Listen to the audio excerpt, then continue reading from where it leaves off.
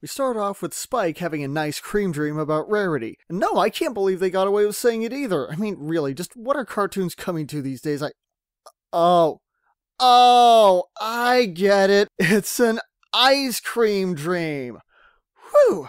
For a second there, that almost got awkward. So Spike wakes up from his ice cream dream to find Twilight pacing around. Always obsessed with being organized, Twilight finished making her schedule for the month only to find out that she didn't leave any time to make her schedule for the following month. Now she has to pull an all-nighter and completely rearrange her schedule so that she'll be able to make another schedule later. And no, this will never be mentioned again for the rest of the episode. So just as Twilight finally succeeds at scheduling some schedule-making time, there's a magical burst of energy in the middle of the room, and Twilight comes face to face with herself from the future. Future Twilight looks like she's been through a war zone straight out of an 80s movie, so present Twilight reaches the most obvious conclusion, that there must be an epic pony war going on in the distant future. I knew it! They do read the fanfics! But it seems that whatever happens is going to take place in the next week or so. Future Twilight looks incredibly worried and tries to say something important, but present Twilight quickly overwhelms her with her natural curiosity, asking her questions like, does it hurt to travel through time? I have to admit, I'd probably want to know that myself.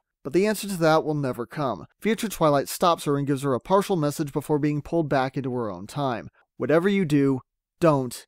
And that's it. Left wondering what her future self didn't want her to do, Twilight can only conclude that something terrible is going to happen soon, it's somehow connected to something she's going to do, and it's now up to her to take whatever precautions are necessary to stop it.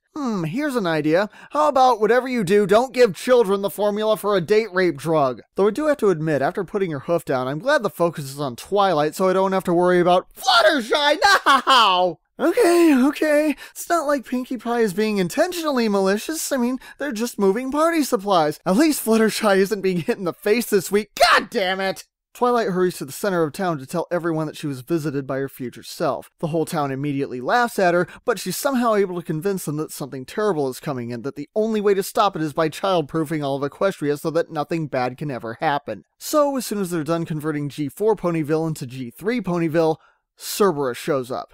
Yes, the Cerberus from Greek mythology. Now, I'm certainly no expert here, but my own understanding of Greek mythology is that Cerberus actually guards the gates of the underworld, not specifically Tartarus as they say on the show here. Though don't get me wrong, just the fact that they even mention Tartarus on a show like this is actually a pretty big deal. Twilight figures that Cerberus must be the terrible something that was going to happen, so she smiles and charges in for a fight.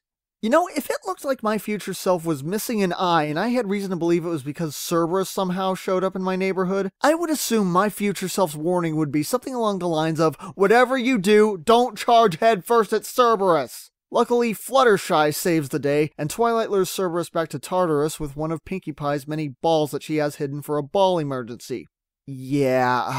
I'm just gonna move right along here. Twilight succeeds but ends up getting a cut on her cheek, sign number 1 of her future self. She then decides to take a different approach and resolves to stand still and not do anything until the future arrives. Seeing this, Rainbow Dash and Spike start acting like dicks because they can. When their attempts to get Twilight to move actually succeed though, it causes an accident, and Spike ends up burning Twilight's hair with his fire breath.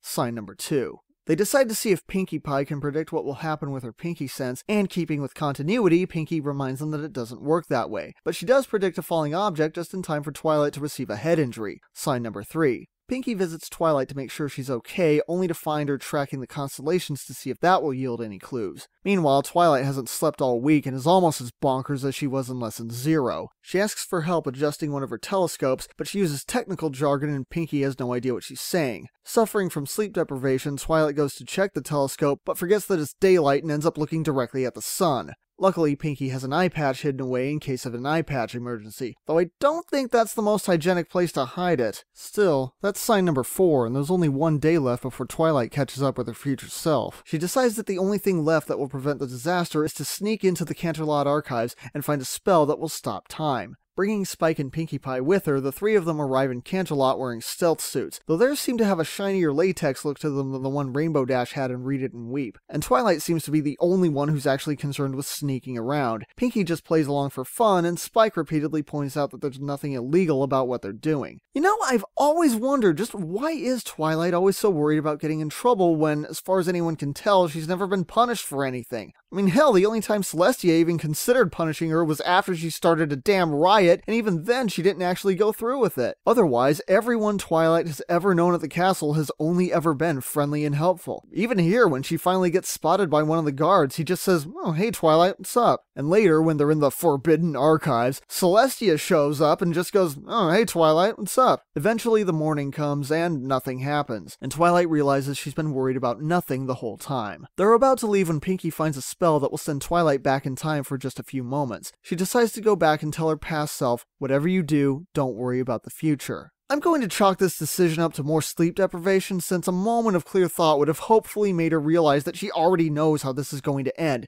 and that by doing this she's only going to set these events into motion by making herself worry in the first place. In the end, we have an episode that teases a big important event but ends up just being a lighthearted bit of fun. Now personally, I would love to see a serious version of this story, with Twilight figuring out how to prevent some huge disaster by interacting with herself from a different timeline. But given the serious, heavy tones of the previous episode, putting her hoof down, I really think the direction this one actually went in was the smarter choice overall. Plus, it's a genuinely clever twist on the genre, and it plays to Twilight's biggest weakness, the relentless need to micromanage everything to the point that she constantly worries about problems that don't exist. And in another interesting twist, we get a second lesson presented through a side story involving Spike eating ice cream throughout the episode. Spike's problem is the exact opposite of Twilight's. While she worries about the future to an unhealthy degree, Spike doesn't consider the consequences of his actions at all, and even regards his future self as a completely separate person. And just like Twilight, he doesn't learn his lesson until the future catches up with him. This is a nice way of balancing things out to show that you can't worry about everything all the time, but it is still a good idea to take reasonable precautions when they apply. Still, I think it's a bit odd that after Twilight learns her lesson, they never address the issue of her obsessive schedule making, which would have been more realistic and relatable. Plus, it would have more of a connection to her behavior throughout the rest of the series. In the end, this is a very lighthearted, funny episode that ultimately feels kind of average, but what they do with the time travel story is very creative. Seriously, you normally don't even see this much thought going into the kind of stories that this episode is paying tribute to,